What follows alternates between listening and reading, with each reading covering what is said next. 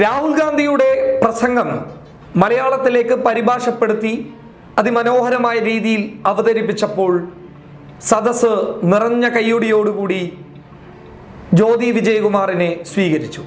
അതിമനോഹരമായിട്ടുള്ള ഒരു പരിഭാഷയായിരുന്നു. ആ പരിഭാഷയ്ക്ക് വലിയ ഒരു സ്വീകരണം തന്നെ സോഷ്യൽ മീഡിയയും മറ്റുള്ള മാധ്യമങ്ങളും നൽകി അവരെ നല്ല രീതിയിൽ അഭിനന്ദിച്ചു. അതിമനോഹരമായിട്ടുള്ള ഒരു പരിഭാഷ.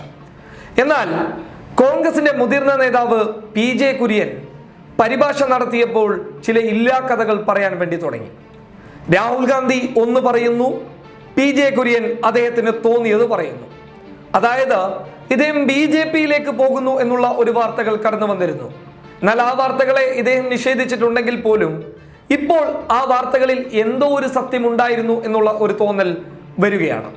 അദ്ദേഹം രാഹുൽ ഗാന്ധി വ്യക്തമായി പ്രസംഗിക്കുന്നുണ്ട്, We are currently involved in a fight with RSS BJP എന്ന് വളരെ വ്യക്തമായി രാഹുൽ ഗാന്ധി പ്രസംഗിക്കുമ്പോൾ അതിന് PJ കുര്യൻ തർജ്ജിമ ചെയ്യുന്നത് ഇങ്ങനെയാണ്. PJ കുര്യൻ പറയുന്നു, നമ്മളൊരു തുറന്ന പോരാട്ടത്തിലാണ് മാർക്സിസ്റ്റ് പാർട്ടിക്കെതിരെയും RSS BJP-ക്കെതിരെയും. രാഹുൽ ഗാന്ധി പ്രസംഗിച്ചത് RSS-നും BJP-ക്കും എതിരാണ്. എന്നാൽ PJ കുര്യൻ രാഹുൽ ഗാന്ധി പറയാത്ത ഒരു കാര്യം ആ പ്രസംഗത്തിലൂടെ കൊണ്ടുവരാൻ ശ്രമിക്കുന്നു. അതിൽ വ്യക്തമായിട്ടുള്ള അപാകതകളുണ്ട്. ദേശീയ നേതാവിന്റെ ഒരു പ്രസംഗത്തെ വളിച്ചൊടിച്ച് വികൃതമായി അവതരിപ്പിച്ചതിൽ അദ്ദേഹം മാപ്പ് ചോദിക്കേണ്ടിയിരിക്കുന്നു. ആ പ്രസംഗം നമുക്ക് കാണാം. We are currently involved in a fight with the RSS BJP. നമ്മള് മാർക്സിസ്റ്റ് പാർട്ടിയും BJP-യുമായിട്ട് ഒരു തികഞ്ഞ കടുത്ത മത്സരത്തിലാണ്.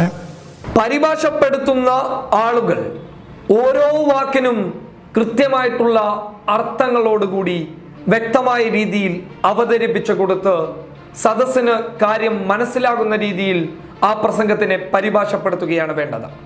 അല്ലാതെ ഒരാൾ ഒന്ന് പറഞ്ഞു കഴിഞ്ഞാൽ ആ ഒന്നിനെ രണ്ടാക്കി ചിത്രീകരിക്കുന്ന ഇത്തരത്തിലുള്ള സ്വഭാവ രീതികൾ കോൺഗ്രസിന്റെ ഒരു മുതിർന്ന നേതാവിൽ നിന്നും ഉണ്ടാവുന്നു എന്ന് പറയുന്നത് നാണക്കേട് തന്നെയാണ്. എന്തായാലും അദ്ദേഹത്തിന്റെ ഈ പരിഭാഷയോട് എല്ലാവിധത്തിലും വിയോജിപ്പ് രേഖപ്പെടുത്തുന്നു. News desk public Kerala.